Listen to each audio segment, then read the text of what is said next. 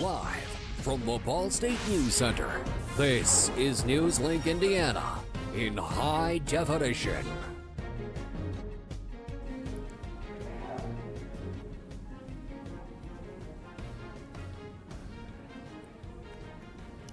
Good evening and welcome to NewsLink Indiana. I'm Abby Lutz. And I'm Sammy Pankel. Thanks for joining us. A step in the right direction for Ball State University. That's what many are calling last night's beneficence dialogues. NewsLink Indiana Kara Berg joins us live in the newsroom to talk about what the impact dialogue has had on campus. After Ball State held its second Beneficence Dialogues Wednesday night, students are praising the work the university has done, but agree there is still more to do. During the Beneficence Dialogues Wednesday night, a common question asked was what the university could do to better serve students. Junior psychology major Morgan Clark says before the dialogue, she didn't feel that her voice was heard. Just being a minority on campus and being a part of minority organizations, I feel like Ball State stresses the importance of diversity and things like that, but I don't feel like they execute what it actually means. Clark says she doesn't feel like Ball State supports minorities at all times, but that changed during the dialogue. As students talked about what the university should fix, administrators made the rounds, listening in on their conversations.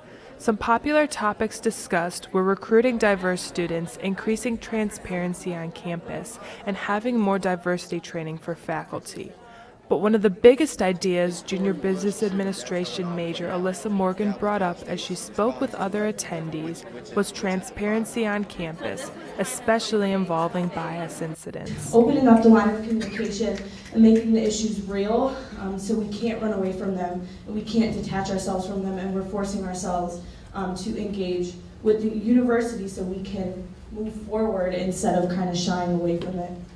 At the end of the dialogues, interim president Terry King signed the Beneficence Dialogue Pledge and invited other students to as well. But he and other administrators stressed that the work was just beginning. The Council on Diversity will look into suggestions students gave Wednesday night and work to make changes. From Muncie, Kara Berg, NewsLink Indiana. The university now plans to hold an annual dialogue to talk about any concerns students may have. On September 14, 2015, President Obama announced several changes to the free application for federal student aid. FAFSA provides students with grants, loans, and ND work-study funds from the federal government. The 2017 through 2018 application cycle will be available on October 1, 2016. In previous years, FAFSA became available on January 1st. The new process will impact millions of students by requiring income information from an earlier tax year. This means that for the 2017 through 2018 FAFSA, students will report their 2015 income information rather than their 2016 information.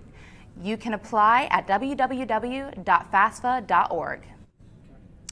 A state-sanctioned online university is creating a program aimed at giving financial aid to help students. The program is being impacted by the closure of the for-profit college chain ITT Technical Institute. Western Governors University of Indiana announced yesterday it raised $150,000 in scholarships to help students. The shutdown affected about 1,000 students in Indiana and thousands more nationwide. A former IU football player has admitted to having sexual encounter with a 13-year-old girl. The Indiana University wide receiver Keontae Ennis is set to appear in court on February 3rd after being charged with not one, but 2 charges of child molestation. If convicted, instead of spending his freshman year playing college football, Ennis could face up to 16 years in prison and $10,000 fine. A hearing is scheduled for a teenager who is accused of killing his father before shooting 3 people at an elementary school in South Carolina. An Anderson County clerk says the teen will appear on Friday in a family court. The hearing will decide whether the teen will remain in jail or be allowed to go home. Authorities have not released the teen's name or age.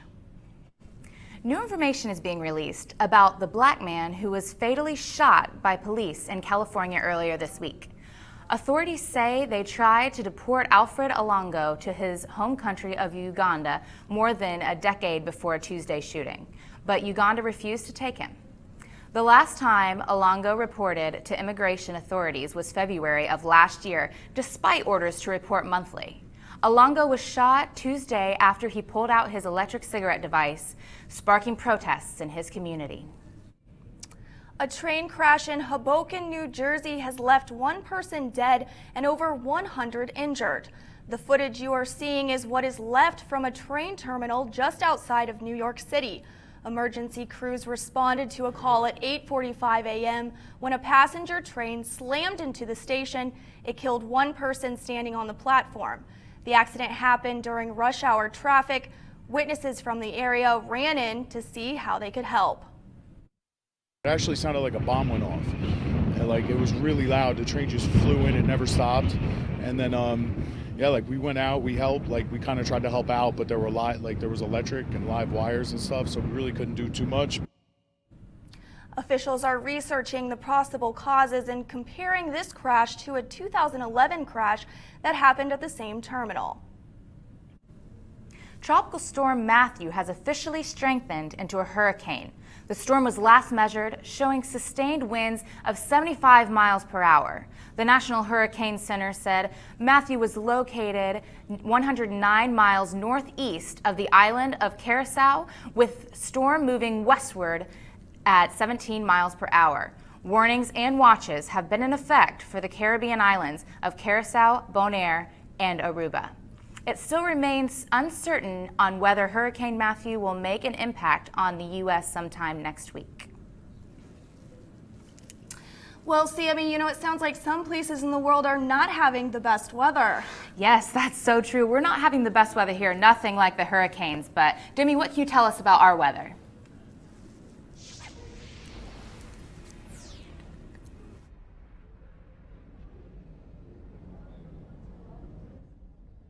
Yeah, you guys, I don't think we're going to see a hurricane here anytime soon, but looking ahead into my show later on today, we are going to experience some cooler temperatures, and if you plan on heading to the football game this weekend, you're going to want to grab those umbrellas because we are expecting to see some big changes ahead into next week. Like I said, it feels pretty cool outside today, starting to feel a lot like fall. Again, we're going to see some changes into next week, so you're going to want to stick around for that later for my full forecast. Back to you guys at the desk.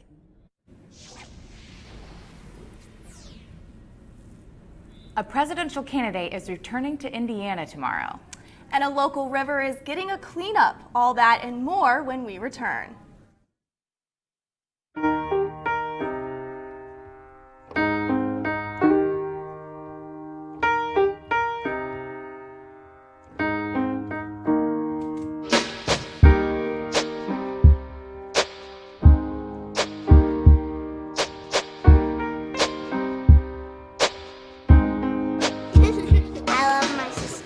Heart doesn't see race. Love is love.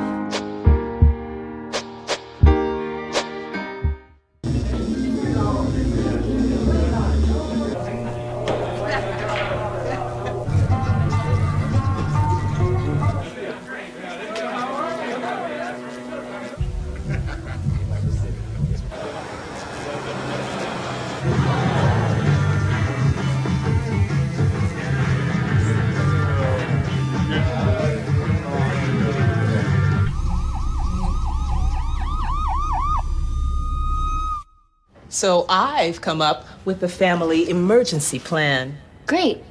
What is it? It's difficult to talk about, so I'm not telling you. How will we know what to do? You won't. I'm so glad I won't have to remember anything. And me too. Thanks for this, sweetie. Talk to your kids about who to call, where to meet, what to pack. Visit ready.gov/kids for tips and information. So, I just moved in with this family, and it's embarrassing. The little one, he likes to go outside and crawl around in the giant litter box. I don't know what he's doing. I mean, I was born and I knew how to use the litter box. Look at that! That's disgusting! Oh, poop already! You're making me nervous. Oh, okay, I can't look at this anymore. I really hope he grows out of this, for his sake. Welcome back to NewsLink Indiana. The sanitation of the White River has been an issue for over a century. An ongoing project is looking to be the solution. Allison Luthman is live with more.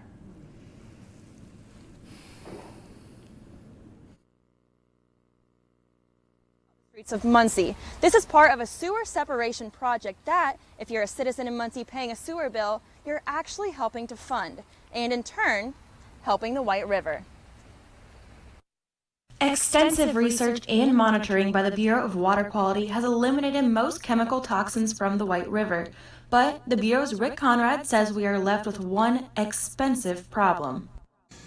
The truth is there are huge impacts still on the White River. The biggest one that the city still has is through E. coli, a human pathogen that comes from the combined sewer overflow. It's a very antiquated system. That means the treatment plant collects rainwater as well as sewage. So when it rains, the treatment plant cannot take all of that water, and so it has overflows built in along the river that allows raw sewage and rainwater to go into the river. Conrad says it will cost $180 million to separate the lines, and it will be paid for with a new 20-year plan. Anybody who lives in town is paying a sewer bill. A portion of that is going to go to the combined sewer separation, but it's going to take 20 years because of the cost. That's the only thing that has stopped this. Everybody's known it's been a problem for 100 years, but it's just so expensive. While working on the separation project, the Bureau also closely monitors the vitality of wildlife in the White River. They also keep a personal collection of interesting objects pulled from the water.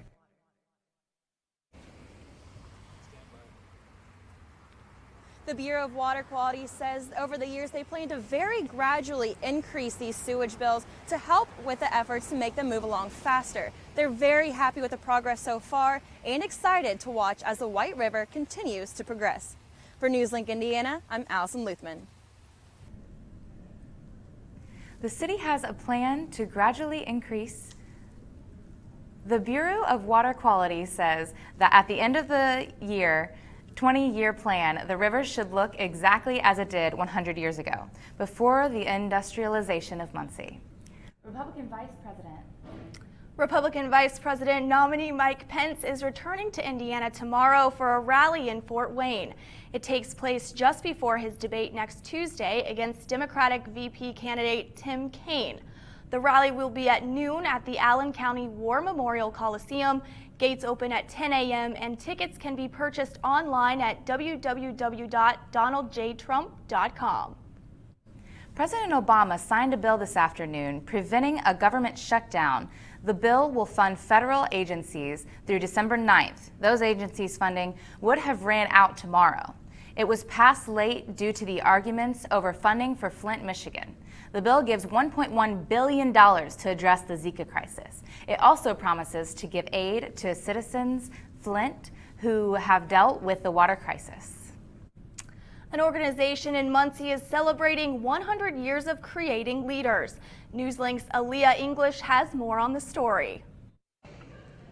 Here in Horizon Convention Center, members of Muncie's chapters Altruza International Corporation are preparing for a charitable fashion show sponsored by Macy's. Macy's is very big with their support of different types of programs like Altruza, Pink Pony programs, things for American Cancer Society. So they do have a lot of organizations that they help support. One of the things I often share with my new club members is that when I became a member in 1982, we could only use our first names. And so there were two ladies who took me under their wing to teach me how to go out and do things in the community and be of service. One of them's name was Virginia, and the other one was Phyllis. And it was 2 years before I found out their last names. Virginia's last name was Ball, and Phyllis's last name was Schaefer. And I can not say enough thanks to those ladies for teaching me how to be a leader. The fashion show is set to start at 6 p.m. and the money raised will go towards the many organizations that Altruza sponsors. In Muncie, Aaliyah English, NewsLink Indiana. The Muncie Altrusa Club is known as the leaders in service throughout Delaware County. Fall is in the air with these cooler temperatures, but coming up, could there be a warm-up on the way? And could we see rain in the near future? Your full weather report coming up next. Can you help me with this? My new dad teaches me all kinds of stuff. Sure. He helps me with homework. That would be 3.6795. Thanks. Yep. He helps me with my decision making. I wouldn't use this one. Ever. And he's even teaching me how to drive. And that's why cars have bumpers. I'm learning so much. You don't have to be perfect to be a perfect parent. Thousands of kids in foster care will take you just as you are.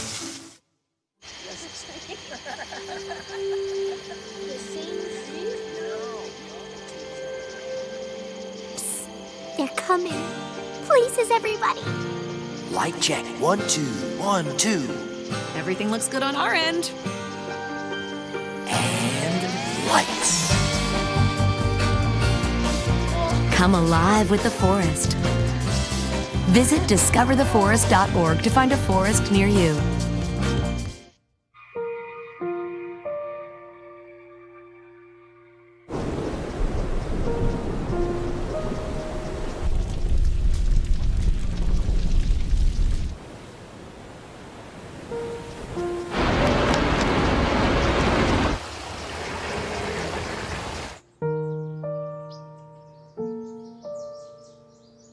Don't wait. Communicate. Make your emergency plan today.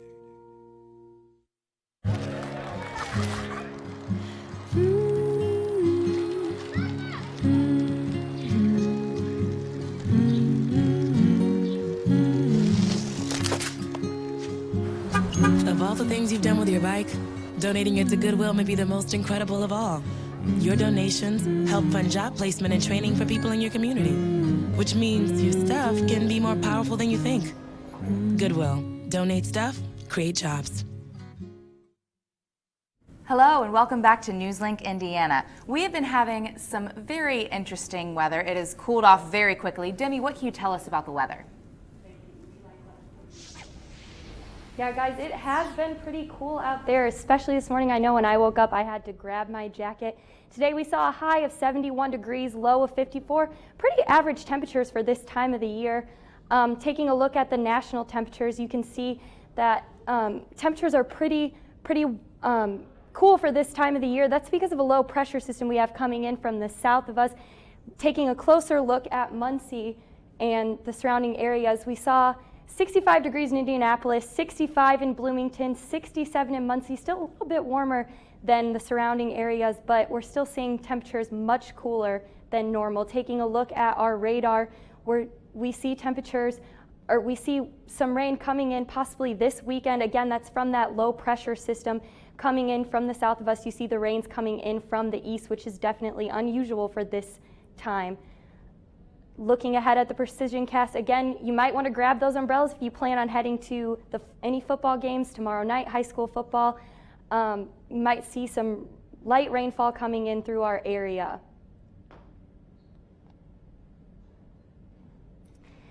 Later on tonight, you might see a chance, we have a chance of rain showers, again with those cool temperatures. Winds coming in at the northeast at 8 miles per hour.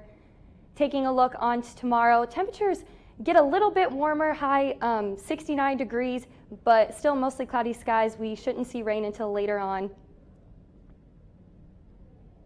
Taking a look to that 7-day forecast, you see temperatures are cooling off into this weekend. Again, you might want to grab those umbrellas if you plan on heading to the football game, the tailgate this weekend. But looking ahead to into next week, temperatures are going to warm up, going into the high 70s and 80, may reach up to 80 degrees, but not quite. Temperatures will warm up, rounding out to the end of next week. Thank you, Demi, for that weather forecast. Coming up, we preview a big weekend matchup for Ball State football. And the women's soccer team has an action-packed weekend. Next up on sports. Here's to the things that can keep us safe. Those we use all the time with hardly a thought. Those that are silently standing by to save our lives.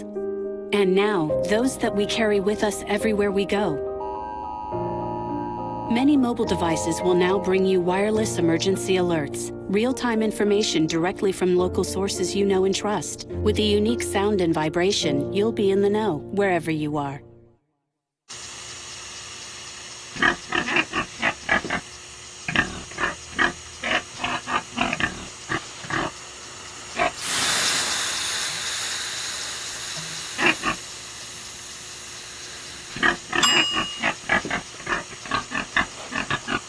Cook foods to the right temperature using a food thermometer. 3,000 Americans will die from food poisoning this year. Keep your family safer. Check your steps at foodsafety.gov. So, I got this new family, and I don't know what it is about this one, but she can't seem to put down that toy all day long. Tap, tap, tap, tap. Oh, and she even talks to it. She talks to that more than she talks to him. What's up, bro? Nice shirt. Who's she talking to? Her mom? She talks to her mom a lot.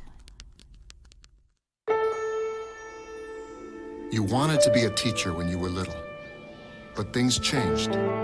Teaching didn't seem that cool anymore, so you decided to become something else. But what would your 12-year-old self say? Amazing things are happening in teaching, so it's time to put it back on your list.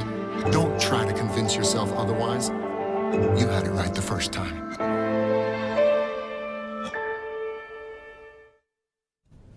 Welcome back to NewsLink Indiana. I'm Logan Hancock with your sports news this evening. The Ball State football team has a huge matchup this weekend. The Cardinals are taking on the NIU Huskies in a rivalry game that has a rich history. On November 5th, 2008, the Ball State Cardinals beat Northern Illinois 45-14 at Schumann Stadium and held up the Bronze Stalk Trophy. The next 7 meetings between the two, however, have gone to the Huskies in a landslide. On Saturday, the two rivals meet again and the Bronze Stalk Trophy is on the line. Senior linebacker Aaron Taylor and senior wide receiver Kevon Maybon have never beaten the Huskies, and they know Saturday is a chance for revenge. You know, I obviously got some bad blood. You know, I want to exact some revenge on NIU.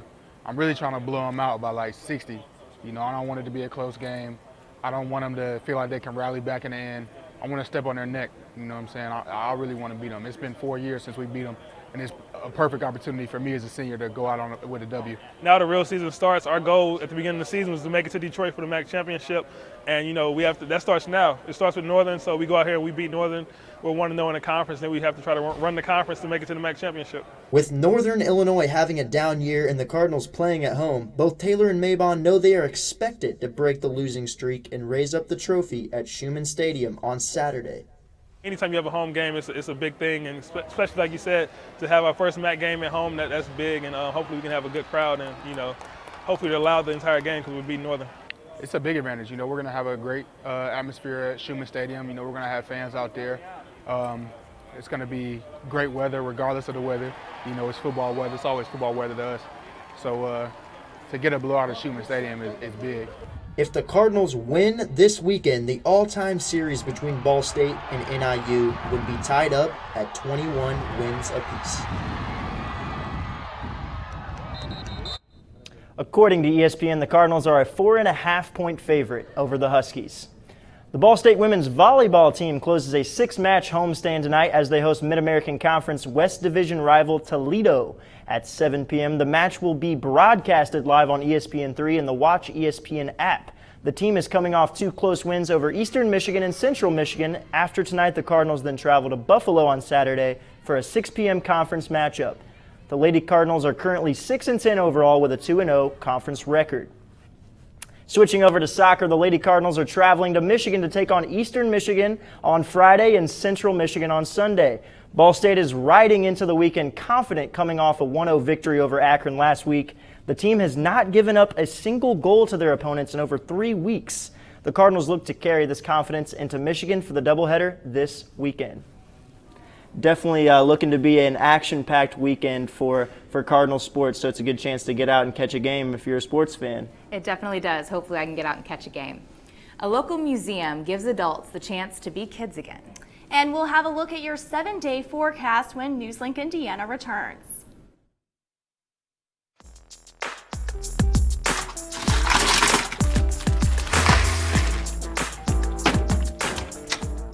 Thank you.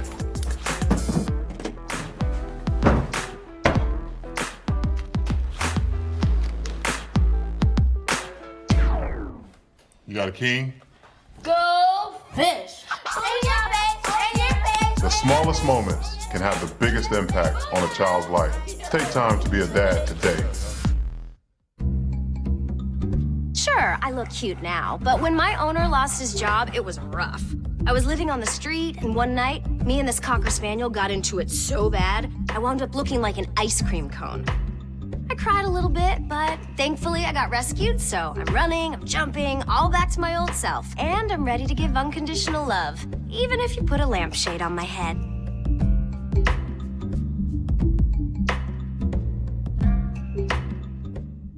There's one thing you can never have sex without. It's not something you buy. Or something you take. In fact, there's only one way to get it. It has to be given to you, freely. It's consent.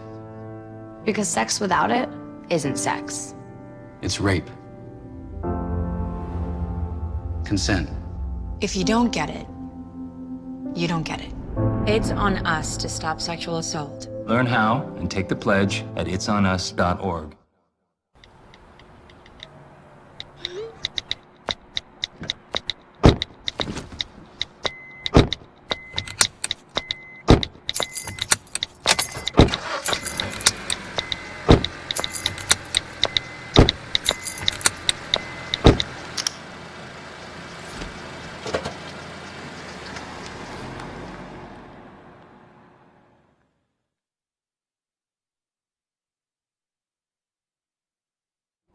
Welcome back to NewsLink Indiana. I'm Lindsay Ross with your entertainment news. Muncie's National Model Aviation Museum is holding its first 21 and older event this Saturday. Titled Hops and Props, the events will give guests the opportunity to build and fly model airplanes, drink craft beer, and eat Hawaiian food. Museum specialist Claire Aldenheisen came up with the idea for the event. Hops and Props, I designed it to be something fun and different. But while she wanted something fun and different, she created it with one group of people in mind. I want, the regular grown-up to come out. Alcohol is one reason she said she wants the regular adult to come, but not the only reason. There's not a lot of opportunity in adulthood to really cut loose and have fun and do something playful. And according to Aldenheisen, the solution is playing with model airplanes. Building a model airplane, even just a rubber band powered one, that's still really cool. People are going to get harkened back to elementary school, building things as a kid. As kids building, Aldenheisen said that there is little that guests will have on their mind. If I fly my plane this way, is it going to crash? Is it going to fly? Is it going to hit someone else's plane? You never know, but you have that opportunity to have fun with it. The event is from 5 to 8 p.m. at the museum, and Aldenheisen said that guests need to bring $10 with them for the entry fee. The annual Muncie Music Fest is set to be held Friday. The 9-hour event will include more than 21 bands playing in 5 locations, such as Green Records and the Acoustics Room. According to the Star Press, guests will have the opportunity to listen to a variety of music. Blues, hip-hop, rock, and heavy metal are only a few genres that will be played. In between listening to music, guests will also be able to get food from food trucks like the Rolling Luau and other restaurants. The festival begins at the Cornerstone Center for the Arts at 4 p.m. That's all for entertainment news. Back to you at the news desk. Yeah, guys, let's take a final look at the weather coming up for this weekend. So as you can see in the full weather forecast, temperatures are going to stay cool throughout the rest of the week into the weekend, but things are going to start to warm up into next week. That's all tonight for NewsLink Indiana. Be sure to watch Monday night at 9 p.m. right here on Cardinal Vision. And be sure to like us on Facebook and follow us on Twitter. Have a good night.